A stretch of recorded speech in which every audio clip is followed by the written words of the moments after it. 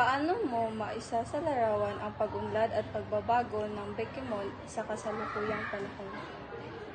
Ang mga Bikimon ay patuloy na lumalaban sa diskriminasyon at pagtatalo.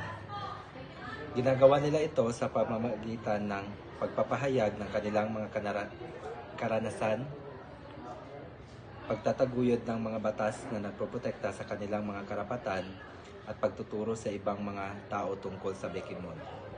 Halimbawa, ang pagtaas ng mga kampanya laban sa homophobia at transphobia ay nagpapakita ng paglaban ng mga Bikimon sa diskriminasyon.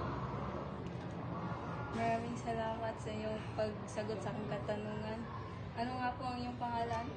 Ko si Shanwayne Diaparco.